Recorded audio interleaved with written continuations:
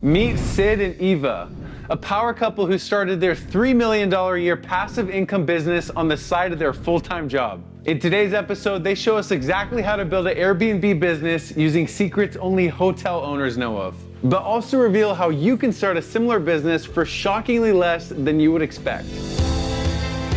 The first thing is you want the rental income to cover all your expenses. It's roughly $200,000 to $400,000 a month or so is a gross revenue, and this is a really great hack for real estate investors. The return they're having right now is about 20 to 30%. So those are three ways you can do it with zero to little money. Let's get started, shall we? Big thanks to Bitrix24 for sponsoring this video. Welcome to a new episode of UpFlip. We're standing here with Eva and Sid, owners of Nicasa, which is an Airbnb rental investment and property management business. So good to be with you. Thanks so much for having us. Yes, so tell us, where are we and what are we doing today? Right, yes, so we're in Seattle, a neighborhood called Madrona, which is close to Capitol Hill. This here is our Airbnb, which we acquired as a second investment. And why don't we show you guys inside here? All right, let's go. Alrighty. Oh, beautiful. Thank you. Tell us a little bit about your background before getting into Airbnb investments and property management. How did you get into this business? We have full-time jobs. We've been investing in real estate for more than 12 years, mostly in long-term rentals. So that's one of the strategy for first-time investors. It's great to buy a primary home, live there for 1 year, move out, and you can turn it into a rental property. So we bought this home in Seattle for primary home to live in. And after we closed the home and we found out from the seller that the home was actually a Airbnb property before. So we got super interested and we did a lot of research ourselves as well about hotel management, did an ROI analysis, and we wanted to try it out ourselves. So while we were living in the home, we bought the furniture, we did the painting ourselves, and we did all the decoration ourselves. And when we moved out, we turned it into our first Airbnb. Tell us some of the basics of this location. How many beds, how many baths, and how much does something like this typically rent out for? Yeah, so this house is a 4-bedroom, 3-bathroom. And it also has a special amenity of a home theater room, which I can show you guys afterwards as well. Summertime is usually peak season of Seattle travel season. So summer would be anywhere between $500,000 to $900,000 a night or so. And winter, you would probably find this house for $300 to $400, $500 or so. When the demand is high, we try to price higher to match the demand. When the demand is lower, we try to price our houses competitively so that we can get booked as well. It might be a little bit early on to ask this, but you two are very obviously extremely successful in the business that you're doing. So what are the skills that are necessary to get to this point? Right, I think there's 3 skills that you need to succeed, not just in the Airbnb business, but in any business in general. 3 skills almost guarantee you success in Airbnb or almost any other business. Keep watching to find out how to grow those or get those in the first place.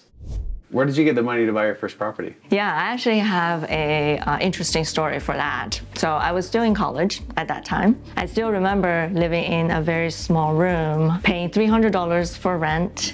I was working 2 part-time jobs, and what I did was I saved up all my student loan money and bought my first property for $15,000. Ended up spent some money on the rehab and then rented out for I think it was $700 per month. So that was my first rental property. So it paid back by itself, I think, in 2 years' time or so. Are there any finance options for people who want to get into real estate, but they don't have enough money and savings to purchase their first home? Right, yeah, I think there's 3 different ways you can do this. First is, and this is a really great hack for real estate investors, you can buy a home as a primary home in which you decide to live in it. And then you rent out some of the rooms by room to other people. And that way they can pay off your mortgage every month and then you can live in doing that. The second way is you can actually get a hard money loan from a private lender and you can use that money to purchase real estate as well. The third is more specific to Airbnbs, which is called rental arbitrage. For rental arbitrage, you rent the house from owner and then you convert that to an Airbnb. You make the difference in money from the Airbnb income and the rental income. So those are 3 ways you can do it with zero to little money. So it's easy to find clients on Airbnb because they just search on the website, obviously, but how do you find clients for your property management business? They found us through Google search. And so we wanted to make sure we get high up on the Google ranking to make sure clients can find us. Ranking your business as #1 on Google is simple if you know the steps. So stay tuned as Sid is going to share how to do that. All right, tell us where we are and how far away from the other property we're at. Yeah, we are actually in Leschi of Seattle, about only half a mile from the last property. And let's go check it out. Okay.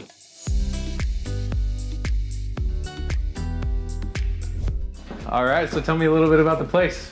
Yeah, so this is a single family home and we have 6 bedroom here, 4 bathroom, can fit 14 people. And how often is this rented out during the year? This is actually pretty solidly booked out just because there's not a lot of other single family homes which can fit a group this large.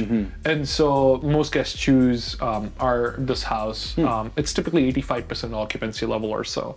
So the last property that we were at, you owned, but this one you just manage but don't own it. Is that right? That's Yep, right. that's right. Okay, so how did you get this property and how did you manage the fee that you charge for managing it? So the owner reached out to us through the web search. We charge 25% for our management fee, which includes all the linens, restocking, even the trash management and everything. So what would this typically rent for if you were to post it on Craigslist versus how much are they making through you guys managing it? On Craigslist or Zillow or somewhere else where you would post this for long-term rental, this would be roughly $6,000 a month. That sounds high, but Seattle is a very high cost of living location. We typically help them anywhere between 50% to 100% higher returns after all the management fees, all the utilities, after cleaning fees. So a house like this for the owner would be roughly double the profit they would make versus a long-term rental. Wow, okay. So $5,000 on Zillow, but after expenses, after paying you, they might get $10,000.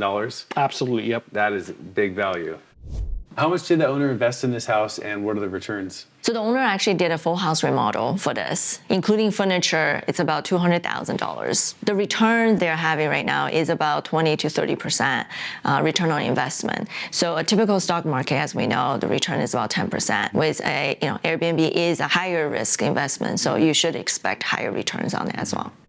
How often are furniture or accessories breaking and how do you go about replacing and fixing those? Yeah, it's funny you mentioned that. We typically have something or the other happening, breaking every 1 or 2 stays or so. And the way we've devised this is standardization. So every single thing, the chairs you see are the same in all our houses. So if one chair breaks, we can always get a spare chair from our inventory and just swap it out quickly. So that way we can turn the house around in the same day without having to wait for 1 week for a new chair to arrive. How do you find that that contributes to maintenance costs, operation costs? Just to give an example, if we have the same bed or the same chair in every single house, we don't need to have multiple spares of every single type of bed we have. We can only have one chair so that if one breaks, all the 20 houses are supported. And the same for the bed frame as well. So we've had bed frames break after guest stays. So instead of having 20 spares, we will only have one and then we can swap that out and we can replenish it. And so that reduces our inventory holding cost. So can you give me a price breakdown for how much that would cost if you didn't have it systematized versus if you did? Right, yeah. So just to give an example of the bed frame, right? If we had 20 different houses with 20 different varieties of bed, we would have each bed cost $200 or $250 or even $300 or so. On the conservative side, we have 20 different bed frames we need to have and multiply by $200 or so, that's roughly $4,000 in inventory holding cost. Now, if I have the same bed for all my 20 houses, my inventory holding cost is one bed alone, and that's only $200. That cost ends up being enormously different, and that cost savings is how we're able to reduce the cost structure and pass the savings on to our owners. Do you follow a model to build your business, and which one did you choose and why? We actually follow something similar to the Amazon flywheel, which is really famous, which Jeff Bezos created on his napkin. So we have something like that as well. So we start with a really great design for the house, and that attracts a lot of people who want to, stay there and experience it themselves. And then we follow up with that with a great delivery of great customer experience, and that leads to great reviews. Once we get the great reviews, people can trust us more and they will book this house more, and that can increases our occupancy and our nightly rates as well, which in turn attracts better owners because people see that they can get higher returns who are willing to invest with us. and invest in great quality furniture, great quality amenities, and that leads to a great virtuous cycle. That's on the revenue side. On the cost side, there's a second piece of the flywheel as well. We try to keep our cost structure down by focusing on operational excellence. One of the things we do is we want to make sure all the properties are really close to each other so that we can save in cost of traveling between properties, when we're doing cleaning, when we're doing maintenance, for example. And inventory holding costs are lower as well, because if we have all the same furniture, same amenities in all our houses, we only need one set of sofa for all our houses, one set of coffee machine instead of having 10 different coffee machines. That cost savings, we pass it on to our owners as well, who can then reuse it to reinvest in profits. And it's a great business model, win-win. Hey guys, are you looking at Sid and Eva and thinking that their ideas on a business model are incredible? Are you wondering how to manage your business as seamlessly as they do, but don't know where to start? Well, we got you. Bitrix24 is a platform that can get your next Airbnb or business of your choice up and running and completely for free. With over 35 tools available, you can increase sales, improve communications by providing outstanding customer support through chat and video, track marketing campaigns, create websites or landing pages, and effectively manage employees, all in one place. Not only is Bitrix24 100% free, but it's great to manage any business regardless of industry or size. So why not optimize your workflow with Bitrix24 today? Get ready to join over 12 million users worldwide by clicking the link in the description below. So you guys have very nice bathrooms, nice materials. Are you trying to customize like the bathrooms in other areas in the house? We don't encourage the homeowner to do a lot of customization for the home, because in order to save on cost, we encourage standardization. So Sid talked about standardization, and then for bathrooms as well. One of the things we do change for our owners, when we do it, is as much as possible, change to a fixture is as intuitive as possible when you're using it. So this is very intuitive, that that it needs to get rotated with the red sign and the blue sign there. Some of the fixtures feel like you need to pull them, whereas they actually need to be rotated. So that's the only thing we try to make sure is our bath fixtures are as intuitive as possible to guests to use.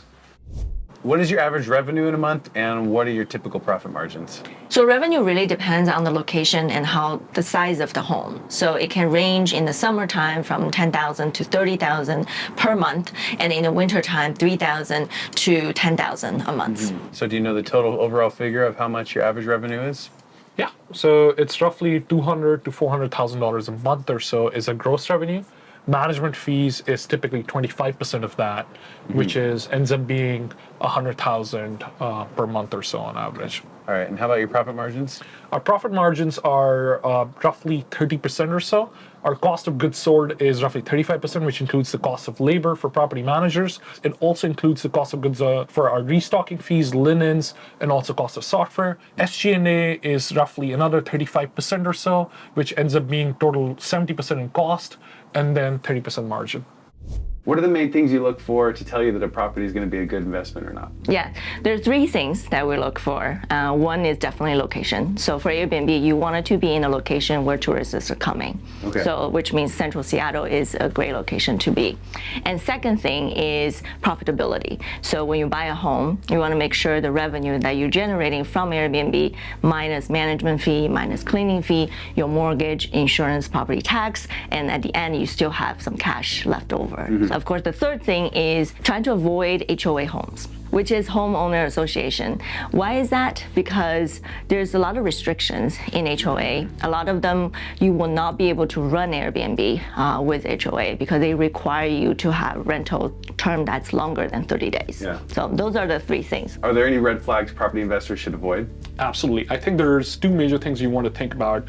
First is when you're buying it as an Airbnb, you want to make sure that you can run this business as an Airbnb. So in Seattle, we do not have homeowner associations or HOAs that Eva spoke about, but we do have something called CC&Rs, which is covenant conditions and restrictions, which may hinder your ability to rent. For example, they would write it down that you cannot rent as a business, or you cannot rent less than 30 days or so. So that's something you want to be careful of.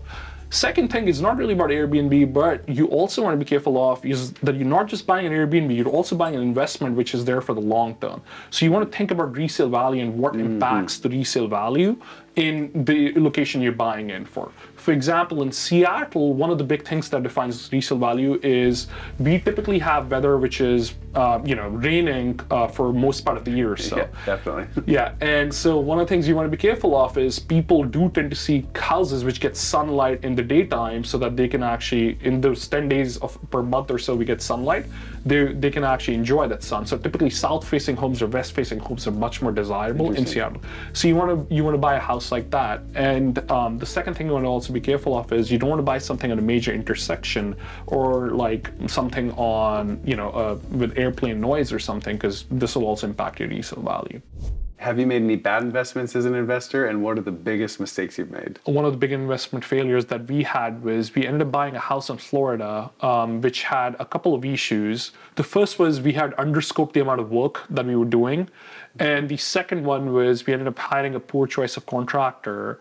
And that ended up causing us issues with, having to fire the contractor, go through a lawsuit, and recover money as well. And so that was a big issue. In terms of learnings, I think one thing was we ended up buying this property remotely without seeing this in person. And so one of our big learnings is always go into the property, check it out yourselves, because you don't know what the difference is between what you see in a video versus in person. And the second thing for contractor, I think we end up realizing is when we do remodels, we want to make sure if we're spending $50,000 in remodel, we are making double the money, which is 2x, $100,000 in equity to compensate us for the risks that we're taking, which is, like lawsuits, the cost of capital, and, projects get derailed. What are the best places to find profitable investment properties? Actually, you can find good property everywhere. What's important is two things. The first thing is you want the rental income to cover all your expenses. So at the end of the day, you're cash flow positive. The second one is also the most important one, is finding the right people. So especially if you have properties out of state, you want to make sure that you have the right property managers, right cleaners, right contractors to help you to manage the place. Is there a correlation between the prices that you see for homes in the open market versus how much you're able to rent those out for on Airbnb? Because real estate is such an illiquid market, you can find areas of opportunity. There are some homes which will be priced below what they will rent for, and some homes conversely will be priced way higher than what they can rent for. So the whole point of real estate investing is you find these areas of opportunity in which you buy a house and you can essentially rent it for higher, whether it be through long-term renting or through Airbnb. And that's possible in every single market that we try to invest in. You can find those areas of opportunity. All right, what do we have here? So we're in the home theater room. This is a sweet room. So does this make a difference for people when they are choosing a location?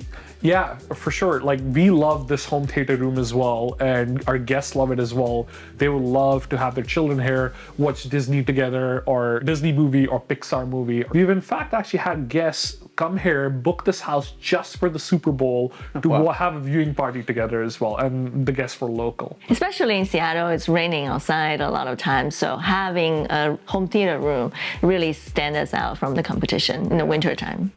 What is the best way to scale revenue as an Airbnb business? Is it just about getting more properties, or is there other ways to increase revenue? Yes, for sure, only more properties under management. But the most important thing is to increase the profitability per property, which means increase revenue and reduce cost. And Sid will talk about the 4 things that we do to do that. Right, yeah, so to maximize your revenue and reduce your cost, I think there's 4 key things we want to do. The number one really critical thing is to always provide a great customer experience, which will tend to come into your reviews that show up on Airbnb or Vrbo websites. Yeah. And guests, when they book it, they will look at those reviews and they'll trust your listings more and they'll book you.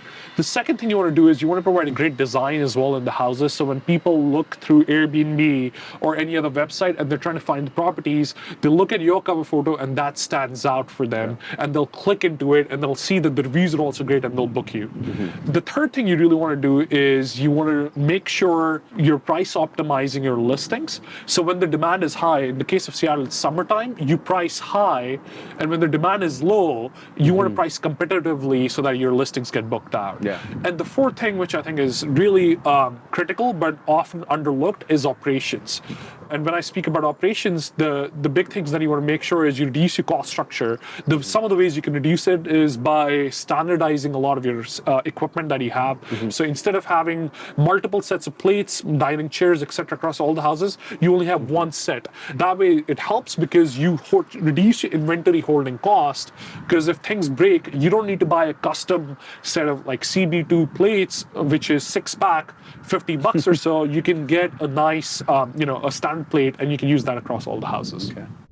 All right, it's Blitz time. Eva and Sid, you got 10 seconds to answer these questions. Can you do it? Absolutely. All right, let's go. Winging It DIY asks, how do you find and hire trustworthy cleaners, and what happens when a majority of the properties are turning on the same day? You have this app called Turnover B&B. You can also find them on Craigslist or Indeed.com. If you have multiple cleans happening the same day, you want to always have backup cleaners to make sure you can schedule and handle the surge.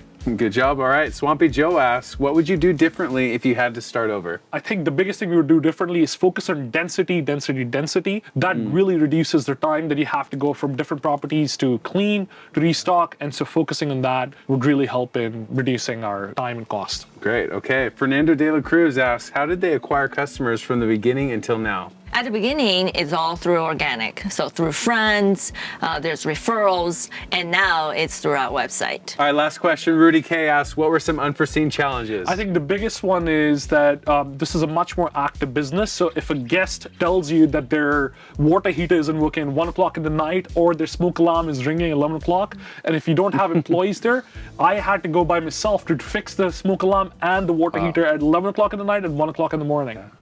How many of these 22 properties do you have booked? Yeah, so almost all of properties are booked. Really? Wow. Yeah, so typically your bookings are a function of price. As you price higher, your bookings start going lower. So the goal, which is the same in airlines and hotels also operate on the same model, is they try to maximize their revenue, and which ends up being around the 77 to 80% occupancy mark is when they can maximize revenue. And that's is that typical?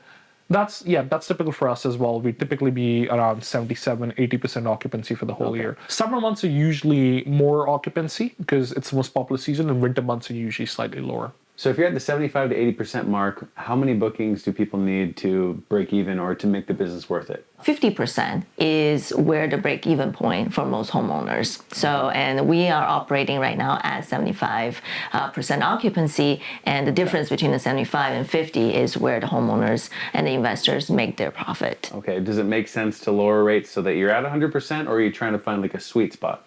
The 75-80% is the sweet spot actually for revenue optimization. So one of the biggest mistakes that when you're starting as an Airbnb manager is you try to see want your calendar booked out for the full year. So people tend to price themselves too low and get their full calendar booked out. Your revenue form usually follows an inverse U-shaped curve, which as you go increase prices, your occupancy starts going down, but your revenue, which is a function of price multiplied by occupancy, goes up, and it peaks around that 75 to 80% occupancy. So word of advice, if you are trying to run an Airbnb management business, you do not want to see yourselves fully booked out for months at an end. You're pricing yourself too low. And you're like a math wizard with this. It's amazing.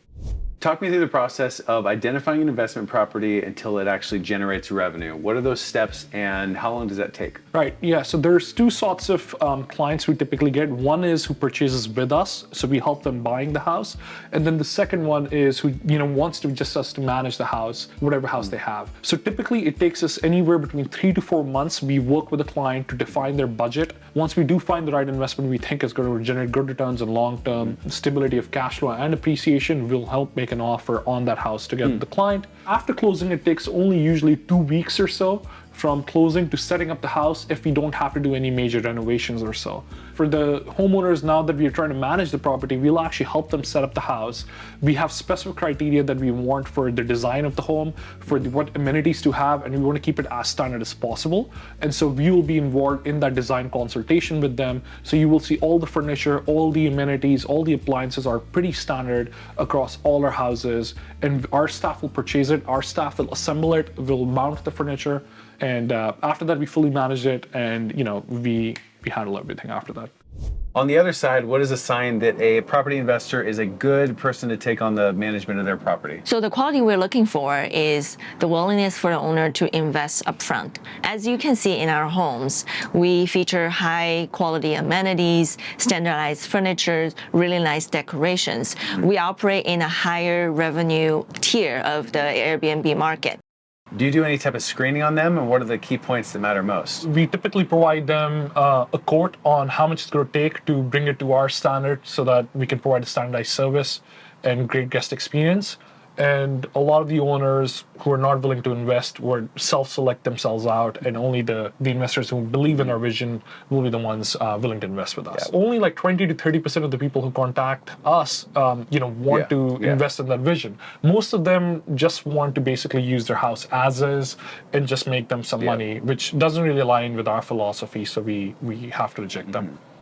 What's the best way to keep guests happy in a rental property? The biggest thing that I think you want to be careful of, especially when you're running an Airbnb, is more than half of our guests, even now, who are coming to Airbnbs, it's actually their first time using Airbnbs. So the biggest experience they've had so far when they go travel is a hotel. So you want to be mimicking as much of an experience as a hotel as possible. So when you go to a hotel, for example, you see white sheets, cotton sheets, for example. You see white towels, cotton towels there as well, blackout curtains, and everything we want to do is try to mimic as much as possible of that hotel experience. So basically try to provide that hotel in-home experience plus a kitchen. Yeah, So, I can really feel that here, and even the smell of it, it's almost like that hotel smells. Have you ever had to evict a guest, or do you just meet their needs and demands no matter what? We unfortunately have to evict guests twice, and that's because of due to parties. So we called up Airbnb and canceled their booking. Fortunately, the guests were very cooperative. They apologized for it. And after that incident, we implemented a 2-night stay minimum. We have larger homes, so we want to make sure there's no one just come in, book us for one night, and throw a big party. We also have security camera on the external of the house so that we can monitor the noise, guest behavior, which has been great for us. How much do you spend on marketing in an average month? So to acquire customers, we have two sorts of customers. We have customers or guests who come visit our houses, and we also have property investors who we manage houses for. Basically, Airbnb and other booking platforms such as Vrbo, Booking.com give us all the volume of customers, and they're such great marketplaces. You typically do end up spending 15% off commission to them of the revenue that you make, but it's completely worth it given, they're finding the clients for you, they're giving you insurance and all the other things, the benefits that Airbnb provides. Airbnb is a business of trust, and so people will trust you more when they see higher ratings and better reviews, and they'll book you more often, and you can get a higher revenue and higher occupancy. Yeah, and all our homes are more than 4.9 rating out of 5. So that really helps us put us in the top spot. When people search in Seattle, they want to book a house which they know looks clean, the photos look great, and the ratings are also great. Are there special requirements for your spaces? Like in the bathrooms, we saw standing showers or extra commodities in the bathrooms. Like, does that help the property get rented out more? Yeah, I think it really depends. For some properties, such as like this one, this hosts 14 people. So a lot of the guests are looking for is a dining table that can actually fit 14 people and a living space that can also accommodate this. Whereas in some other houses, such as our houses in Florida, we typically host a lot of families. So they really want a high chair for the baby and a pack and play for the baby as well. So it really depends what your target customers are and and what amenities they require. Okay. What is one thing you do differently than other Airbnb managers or investors, and how has that helped you grow in your business? Right, I think one of the biggest things that I have not found anyone in Seattle or even beyond do is focus on preventive maintenance. So as part of our operating procedure, we do a monthly check of monthly restocking, quarterly maintenance, and an annual maintenance as well. This preventive maintenance includes caulking our sinks, spraying WD-40 to oil our doors so they're not creaking, waterproofing our furniture. All of this really helps in making sure we don't see a lot more reactive maintenance and putting this more on the preventive side. And that really helps in keeping our properties in great condition and always providing a 5-star experience to our guests. And I think that the reason we do that is we are investors, we're homeowners ourselves. So we know we wanted to have a high standard to maintain our homes. So we want to also extend that service into the property management side and provide them with the same service. And this is actually included as part of our management fees as well, to make sure all our homes are in great condition. You just always do that. So Sid, before you were saying that it takes 3 skills to be successful in this business and other businesses even. So can you go into what those 3 skills are and how to get them? Yeah, so there's the 3 skills I think are, one is sales skills. You really want to, when you're running a business, you want to be able to sell to not just clients, you're also trying to sell to investors if you have a fundraising, and to sell to employees to sell them your vision. So that's really critical. The second thing that you need is business skills, which includes you need to know what your unit margins are, which is cost of goods sold, what your cost of acquisition for a customer is, what your lifetime value for a customer is. So understanding all of that will really help you understand if your business is going to be successful from the get-go itself. The third thing that you really need is being able to learn how to manage people, manage assets well. And so that is a skill, that managerial skill that you would want to pick up as well. And how would somebody develop these skills? Yeah, so in terms of the first skill, sales skill, there's a couple of ways you can learn and pick up the skill. First is you can read books on the topic. One of the classic ones is How to Win Friends and Influence People by Dale Carnegie. For the second skill, which is learning about the business, there's a few books on this as well, which is 0 to 1 by Peter Thiel. What you really need to learn from this is understanding how to read a profit and loss statement, how to understand how do you market to customers, how do you acquire customers. And so there's tons of resources on the internet on this topic as well. The third one is honestly the hardest skill, because this requires managing people is an acquired skill. We were fortunate in our career to, when we were working full-time jobs, to learn and pick it up by managing people by ourselves. But even now, we're still learning and improving on how to manage people, how to coach them, how to motivate them. And even now, that's a lifelong learning, even for us. And we learn every single day on how to manage people better. I gotta say, this is my favorite room. I love what you've done here. You got the wood up above the bed, the sliding glass door to the outside, all this natural light. This is like the money shot, as you described, right, for your properties. Tell us about the employees that you have. How many do you have and what roles do they fulfill? Yeah, so we have about 25 to 30 employees and contractors. So among those, we have cleaners, that's about 20 of them. We have contractors who come and take care of the home when there's problems. And of course, property managers who will restock the home, decorate the home, and do all the stuff related to property management.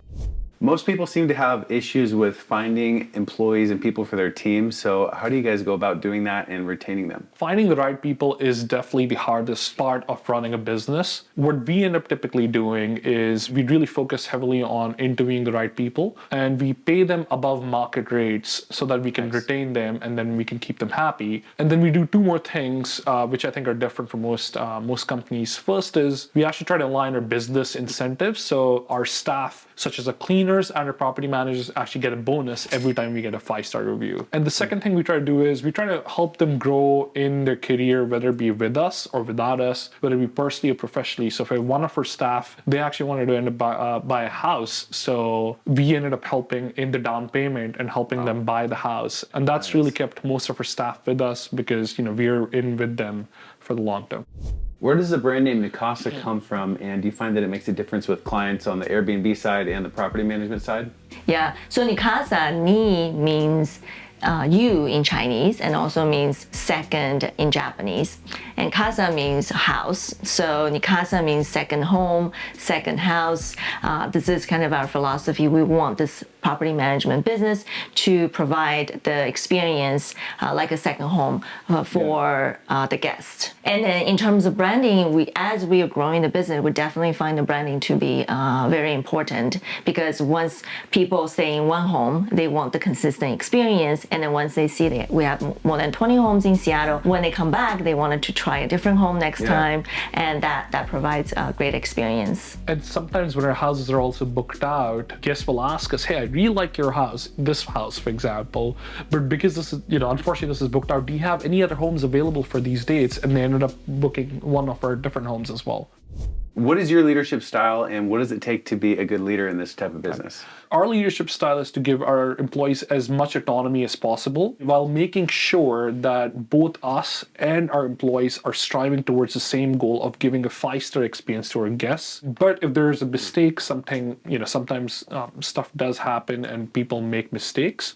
We want to spend that time on coaching it and devising new mechanisms to make sure that doesn't happen again.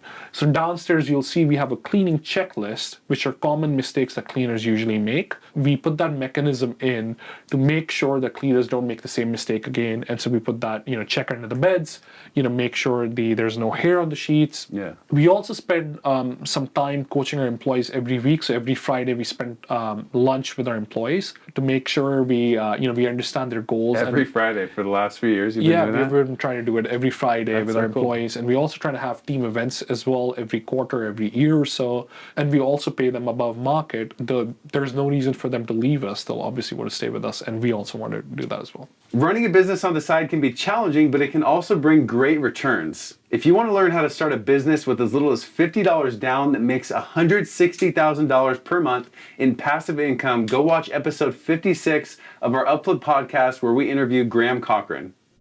How many hours do you work a week and what do you usually devote that time to? Yeah, so both of us actually have full-time jobs. So at the beginning, it was really hard. We were probably working 24/7. Daytime work, and then nighttime was Airbnb, and then weekend as well. But that's why we decided to hire employees. We train them and help us to run the business. And right now, we are spending more time on, of course, training the employees, communicating with the cleaners, and then spending time to acquire customers. So we typically end up spending anywhere between 4 to 5 hours a week or so in making sure our employees are managed well, and we're spending the right time on coaching them and on developing them. That's where our biggest time spent. And the second biggest time spent bucket is with investor relations. Investors reach out to us, and client business development, that's where our second biggest time spent. All right, we got the laptop pulled up here now. Is this where you do most of your work since it's all remote? Yeah, so we have a property management software that we use. It's called Hospitable. There's others in the market such as Guesty or Hostfully. We use the software called Hospitable here. So here you can see our inbox, which basically has all the centralized messages. It combines the messages from different platforms such as Airbnb, VRBO, or Booking.com. And you can see what check-ins we're having, what checkouts we're having. You can also then go to the properties portion in which you can see all our properties. And then if you click into any of our properties, you can see our operations, each property's calendar, you can see the pricing, and you can see everything else here as well. And tell, hey, how booked we are and how unbooked we are as well. Then if you go to this section called guest experience, here you can automate as much as your messaging as possible, such as check-in instructions, checkout instructions. If you want to ask for how they're feeling after the first morning, if they like the home or if there's anything that needs to be changed, you can add all of those information here and ask them automatically. Okay. Then this is a really critical one is operations. You want to make sure you can automate like the cleaning task creation. So Hospitable helps in creating cleaning schedules by itself. As soon as the guest checks out, 15 minutes after that, our cleaners will come in and start cleaning the house. And you can have different teammates. Teammates is different sets of cleaners and who will basically automatically be assigned to different tasks. Very cool. And then you can have an owner's portal as well. And through the metrics, you can look at the metrics of each house, pull the data that you want for finances, taxes, or anything else. And the owners can also have their own portal. They can log into it and see what their, how booked they are, what is the revenue they're making, and if there's anything else, they can check that as well there. Okay. So before you were mentioning that you found your first clients by ranking on Google. So can you walk us through the steps of how can somebody get their business seen in the search engine? Right. So we spend $0 at advertisement right now because we rank high on Google. So if you go to Seattle Airbnb property management, you'll find us on Google search. The way we ended up doing this was, first thing you always want to have is an online presence, which means you want to make sure you have a website. Second thing you want to have is a Google Maps, a business page as well. And third, you want to have a Yelp business page as well. Once you get all of those set up, then you want to start working on optimizing that. And the way you do it's called search engine optimization. You want to make sure all the search terms are focused on the target audience that you have. So for us, it is specifically Seattle Airbnb property management or Seattle vacation rental property management. So when we set up our website, we have a blog system, we have a content management system, that's what it's called technically, to have people, rank high on Google search. So that people, when they search for these terms, they'll actually find us on Google search. Okay. Is that something that people are able to do themselves, or do they need a company to set that SEO up for them? Yeah, so you can actually do SEO really for really cheap prices as well. There's websites such as Fiverr or UpWork in which you can hire freelancers who can even do SEO for $10 or $20 or so. Nice. That's cheap. And yeah, that's really cheap, and so you could get that done. What is one myth that people believe about the Airbnb business, and what's the reality? I think one big thing is that you're not in the business of renting, you're in the business of really providing great customer experience. So if you don't like customer service, this may not be the right thing for you. The other thing people think is that, hey, it's easy money. And if you just put your home on Airbnb and you just message people, there'll be tenants. That's not really the case. There's a lot of active work involved, constantly checking your properties, and you may be an on-call. If there's an issue that happens, you have to go and fix that issue as well. If you do really well and if you work hard, there's risk, but you can also make good money if you perform well as well. And that's a wrap. I hope you enjoyed this episode. Before you go, make sure to check out our other interview with Todd Baldwin of Baldwin Capital, who took his Airbnb and rental investments and turned it into a $2 million per year rental business. Hope to see you on the next episode.